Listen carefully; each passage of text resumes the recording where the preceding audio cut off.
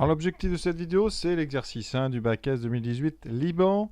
On est parti, vous reconnaissez des probas, un petit mélange entre la loi exponentielle et une loi normale, donc assez sympa, pas très long, vous voyez, 3 points, c'est assez surprenant, c'est très rare. D'habitude, les probabilités, c'est un petit peu plutôt sur 5 points, on va dire, avec 3 parties indépendantes. Ici, une seule petite partie, voilà, 3 points, donc assez rapide, pas trop de difficultés par contre. Donc on est parti, on perd pas de temps. Je vous laisse évidemment lire le texte. C'est le sujet du Liban. Donc on a... Alors les 15 jours précédant la rentrée universitaire, le standard d'une mutuelle enregistre un nombre record d'appels. Alors, les appelants sont d'abord mis en attente et entendent une musique et un message préenregistré. Lors de cette première phase, le temps d'attente, voilà, exprimé en secondes, ça les unités, c'est toujours important, c'est modélisé par la variable aléatoire x qui suit la loi exponentielle de paramètres lambda égale 0,02 secondes moins 1. Je expliquerai rapidement pourquoi des secondes moins 1. On verra ça en rappelant le cours. Et ensuite, eh bien, on vous dit quoi? Les appelants sont mis en relation avec un chargé de clientèle et le temps d'échange est modélisé par une variable, une deuxième, y, toujours en secondes, mais par contre celle-là suit une loi normale. Donc l'espérance, on vous donne la moyenne, 96 secondes, et l'écart type. Voilà, on a tout ce qu'il faut. Donc une loi exponentielle d'abord, on vous donne le paramètre, une loi normale, ensuite on vous donne les deux paramètres. Quelle est la durée moyenne d'un appel, c'est-à-dire temps d'attente plus temps d'échange. Alors, x, c'est donc le temps d'attente. On vous dit quoi? Que x est modélisé, alors on va dire que x suit la loi exponentielle, donc un majuscule, le paramètre lambda. Lambda, c'est 0,02 secondes moins 1. Alors, une formule à connaître qui est très très importante, c'est l'espérance d'une loi exponentielle. Alors c'est un E, mais cette fois-ci majuscule comme ceci. L'espérance donc de la variable aléatoire x qui suit la loi exponentielle, eh bien d'après le cours, c'est 1 sur lambda. D'accord? La moyenne c'est un temps, donc lambda c'est l'inverse d'un temps, c'est pour ça que c'est des secondes moins 1. Donc ici, l'espérance de x, ça va être 1 sur 0,02. 1 sur 0,02. Vous savez, ça fait 50. Donc l'espérance, c'est 50 secondes. En moyenne, les gens vont attendre 50 secondes avant que d'être mis en relation avec un chargé de clientèle. Ça, c'est donc la moyenne d'attente de la première phase. Temps d'attente, donc 50 secondes. Et maintenant, il faut calculer la question, le temps d'échange. Alors le temps d'échange, ça suit une deuxième. Donc on va compter la variable aléatoire. Elle suit une loi, cette fois-ci, mais une loi normale. Ici, de paramètres, tout de suite je vais les mettre, 96 et 26 au carré. C'est comme ça qu'on note, on met un petit carré ici. Ça veut dire qu'ici, il va falloir calculer la moyenne. Ici, alors la moyenne d'une loi normale, c'est simple, c'est l'espérance. Ici, c'est mu. Donc ici, l'espérance de y, ça c'est rien à faire, c'est 96 secondes.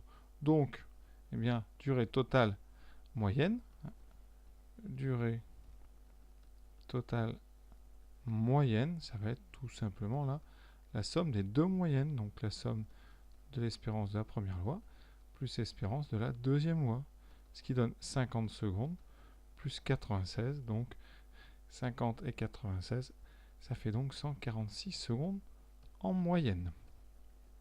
Maintenant, la question de un étudiant est choisi au hasard parmi les appelants du standard. Donc on est ici. Voilà. Calculer la probabilité que l'étudiant soit mis en attente plus de 2 minutes. Alors, la variable aléatoire qui gère l'attente, c'est grand X. Donc, on cherche quoi? On veut que grand X soit supérieur à 2 minutes. Attention, grand X étant seconde. Donc, attention à ne pas écrire P de X plus grand que 2. Ça serait bête, parce qu'ici, il va falloir écrire P de X plus grand que 120. Parce que 2 minutes, c'est 120 secondes. Je l'écris quand même. 2 minutes égale 120 secondes.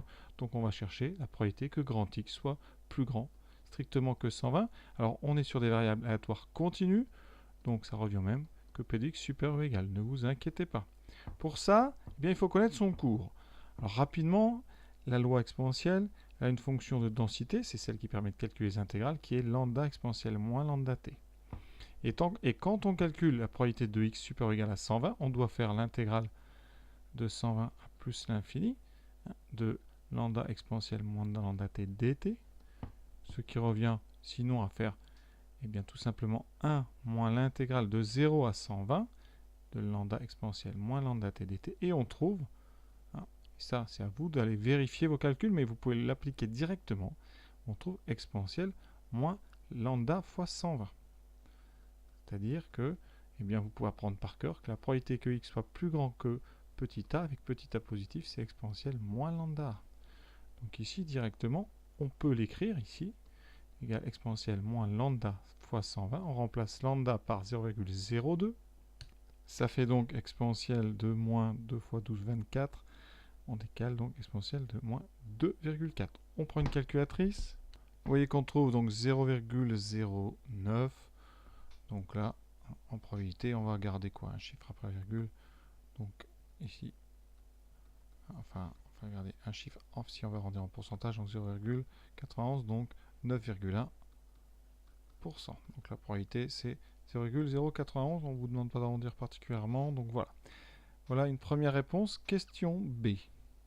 Calcule la probabilité pour que le temps d'échange avec le conseiller soit inférieur à 90 secondes. Alors le temps d'échange, il est ici modélisé par Y. Donc ici, on cherche P, la probabilité que Y soit inférieur à 90. Y, c'est une variable continue, donc ça va être la même chose qu'inférieur ou égal. Pas de panique. Et Y, on sait que ça suit la loi normale de paramètres 96 et 26. Alors, ici, moi, il y a deux façons de faire. Vous pouvez très bien utiliser la machine, puisqu'on va utiliser la machine, en prenant P de Y, donc plus petit que 90, et ici, plus grand que moins 10, par exemple, puissance 99, comme si c'était moins l'infini un petit peu. On sait de toute façon que très vite, la loi ici, la fonction densité va s'écraser, et donc, de toute façon, à partir de 3 sigma en avant ou après, vous n'aurez quasiment plus personne. Donc ici, on prend la calculatrice, c'est donc la première façon de calculer cette probabilité. Pour ça, je rappelle, bon alors sur une casio-classe, c'est un peu la même chose. On va dans le menu distribution. Ici, on va donc faire le 2, la fonction de répartition. Voilà, et on indique, donc ici on a moins 1, donc ça revient au même, c'est un très grand nombre négatif. Borne sup 90. Ensuite, on a donc à mettre 96 et 26, voilà, que je ne me trompe pas. 96 et 26, et voilà, on n'a plus qu'à demander à la machine de faire le calcul et on trouve 0,409 si on arrondit à 3 chiffres. Une méthode qui permet d'éviter ce recours à moins 10 puissance 99 ou moins 1 exposant 99, c'est de couper ce calcul en deux. Ça veut dire qu'ici, on va passer par la moitié. La moitié, ici, le trait n'est pas droit. Ici, vous avez votre fonction de densité. Son axe de symétrie, c'est à 96. On veut, nous, la probabilité d'être plus petit. D'accord? Donc, on va aller jusqu'à 96. Donc on va dire que c'est la probabilité d'être plus petit que 96 moins, parce que là vous avez en fait rajouté toute cette zone, donc moins la probabilité d'être entre donc 90 et 96. L'avantage c'est que vous avez ici un calcul avec deux valeurs précises. Voilà, ça ne va pas changer grand chose, mais certains aiment bien faire comme ça pour éviter le recours à moins 1 exposant 99. Donc ici, la probabilité que x soit plus petit que 96, comme 96 c'est l'espérance, vous savez que c'est 0,5. Il vous reste donc à la machine à faire ce calcul. Donc borne haute 96, borne basse 90. Voilà, j'ai déjà tout tapé, on valide. Donc on trouve ici 0,091, ça c'est pour entre 90 et 96, et on fait 1 demi moins ce chiffre, donc 1 demi moins la réponse précédente, voilà. Et ça donne 0,409. Heureusement, on trouve la même chose. Alors une étudiante choisie au hasard attend depuis plus d'une minute. Lasse, elle raccroche et recompose. Elle espère attendre moins de 30 secondes cette fois-ci. Donc déjà cette phrase, on va traduire par une probabilité. Ça sera quoi? C'est une conditionnelle. La condition, c'est qu'elle a attendu depuis plus d'une minute. Donc déjà, on sait que x est plus grand qu'une minute. C'est en secondes, donc x est plus grand que 60. Et c'est la probabilité qu'elle attende moins de 30 secondes cette fois-ci. Donc c'est la probabilité que, donc ici, x soit inférieur, donc à 30 secondes plus c'est 60, x soit inférieur à 90. Qu'est-ce qu'on sait qui ressemble à ça dans le cours? Eh bien, c'est une propriété. On sait que la loi exponentielle est à durée de vie sans vieillissement. Donc, la propriété, je vais vous la donner, quel que soit, alors les lettres en général dans le cours, c'est TH, quel que soit TH positif, mais la probabilité, donc que notre loi ici dépasse T plus H, sachant qu'on a déjà dépassé T, bien cette probabilité, c'est la même que celle de dépasser directement H dès le début. c'est un peu compliqué. Alors la différence ici, c'est que vous avez un inférieur dans le texte. Donc il faut transformer ce inférieur égal en supérieur. Ça, c'est le premier travail. Alors, on va donc partir de la probabilité que x soit plus petit que 90, sachant qu'on est plus grand que 60. On va prendre l'événement contraire. C'est 1 moins p de x plus grand que 60 ici, sachant que ici la probabilité que x soit plus grand que 90. Ça, il faut savoir faire ça. La somme des deux fait 100. Et ici, on va maintenant, vous voyez ici, regardez bien, ça et ça, c'est la même chose. Par contre, c'est la même chose pourquoi ici, le petit t vaut 60. D'accord? Donc ici, t plus h vaut 90. Ça veut dire que là, ceci s'écrit 60 plus 30. Donc t vaut 60. Et donc h vaut 30. Donc cette probabilité ici, bien d'après ce qu'on a dit dans le cours, alors le 1 il ne bouge pas, ici cette probabilité, elle vaut la probabilité que x soit plus grand, ici que petit h, donc plus grand que 30. D'accord? Donc on a ici une probabilité qui apparaît. Alors on va essayer de se ramener à la probabilité ici dont on nous parle dans le texte. Ici, le fait de raccrocher puis de rappeler augmente les chances de limiter à 30 secondes l'attente supplémentaire. Donc ici, qu'est-ce qu'on fait? On reprend l'événement contraire, ça fait 1 moins p de x inférieur ou égal à 30. Et on retrouve en développant p de x plus petit que 30. Vous indiquerez sur votre copie que x est à durée de vie sans vieillissement. Et en fait, vous faites une conclusion. On trouve, voyez, les deux mêmes probabilités. Donc le fait de raccrocher n'augmente pas les chances de limiter à 30 secondes l'attente. Les chances restent les mêmes. Alors évidemment, donc elle n'avait aucun intérêt à changer. Elle aurait pu rester en ligne. Elle perdait d'ailleurs moins de temps parce que le temps de raccrocher et de refaire le numéro, vous reperdez un peu de temps. Mais globalement, le but du jeu ici, c'est quand même d'utiliser la durée de vie sans vieillissement et donc nous montrer que les deux probabilités sont les mêmes. Voilà, l'exercice est terminé. Exercice assez court.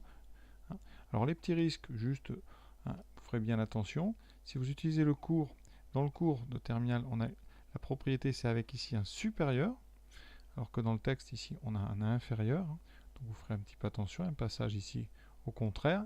Et la deuxième erreur du texte qu'on peut voir souvent dans ce genre d'exercice, c'est les conversions secondes-minutes. Parfois on oublie, c'est pas dramatique, mais au niveau des résultats, vous aurez des résultats complètement aberrants. Donc faites bien attention.